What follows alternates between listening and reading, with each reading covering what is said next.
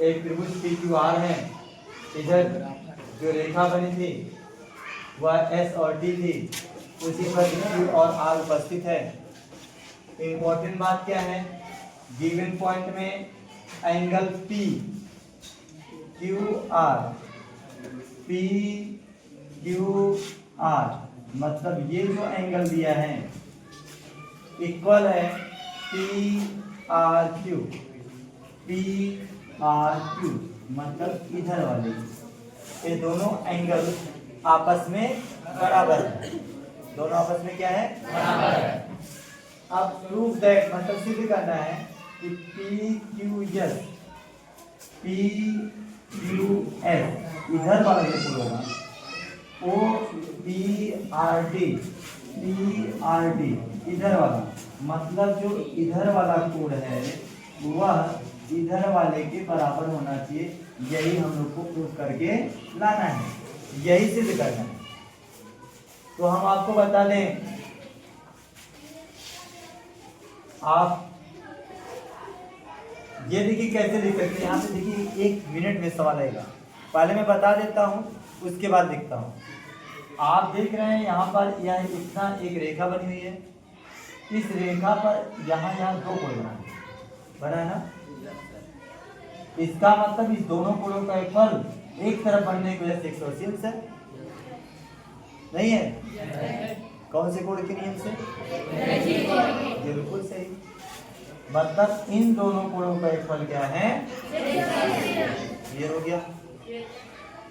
और इधर देखिए इन दोनों का कोणों का एक फल भी 180 होगा, क्योंकि ये भी एक रेखा पर उपस्थित है। तो हम क्या करते हैं, पहले उन्हीं दोनों को लिखते हैं, है ना? क्या लिखेंगे? सबसे पहले लिखते हैं एंगल, पहले इधर वाला बोलेगा, क्या लिखेगा, P Q S plus angle P Q R, यही पी क्यू एस इधर वाला, पी क्यू आर इधर वाला, दोनों का रेशफल कितना हो जाएगा? मुझे लगता है सबको समझ में आ गया।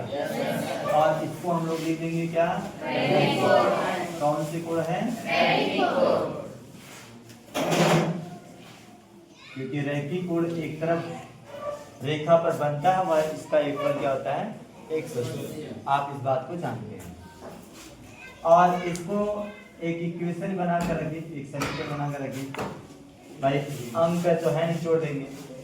यही काम इसके साथ कर लीजिए, उधर वाला बाहर की तरफ कौन एंगल है, बाहर की तरफ R T, angle P R T plus इसके अंदर वाला एकदम बिल्कुल सही आप लोग बता रहे हैं, पी आर इक्वल टू ये भी 180 होगा। उसी तरह से ये भी रैखिक कोण ही है, इक्वेशन इसको सेकंड बना लीजिए। कोई दिक्कत अभी तक? मुझे लगता है सबको आ गया होगा।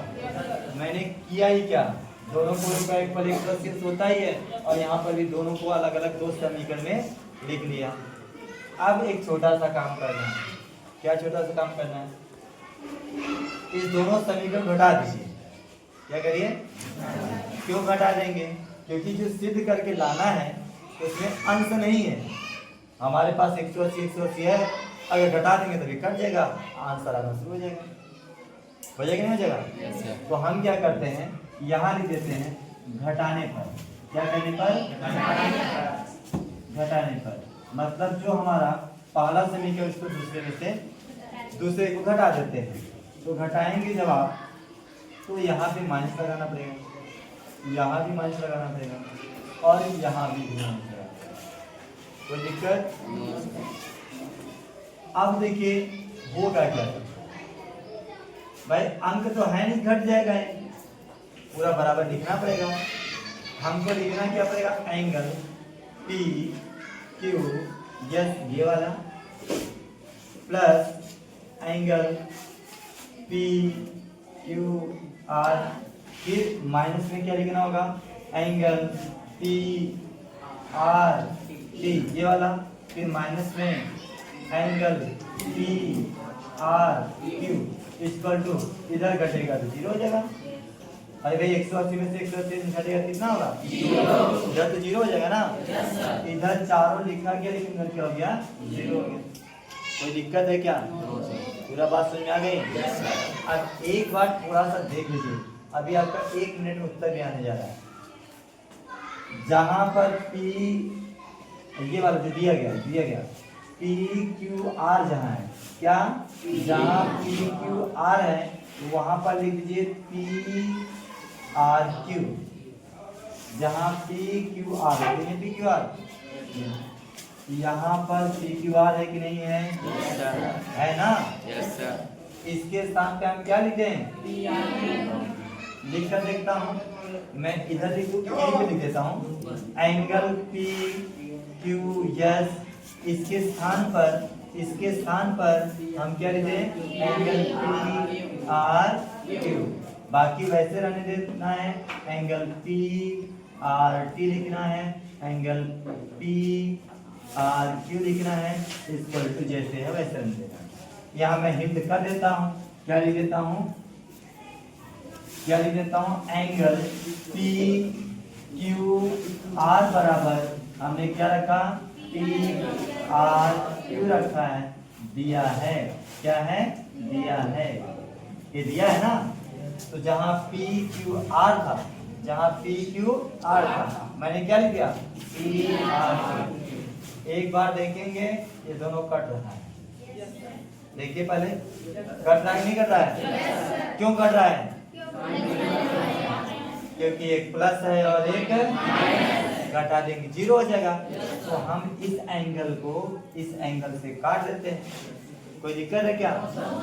और ये माइनस है तो उसको उस तरफ कर देता तो प्लस हो जाएगा। मतलब क्या क्या हो जाएगा? एंगल P Q S बराबर ये उधर जाएगा, angle P R T minus था तो प्लस में हो गया। मुझे लगता है यही सिद्ध करना। देखिए P Q S P R T यही तो हम लोग को सिद्ध करना था। ये क्या हो गया? प्रूफ। कठिन था? लग गया ना?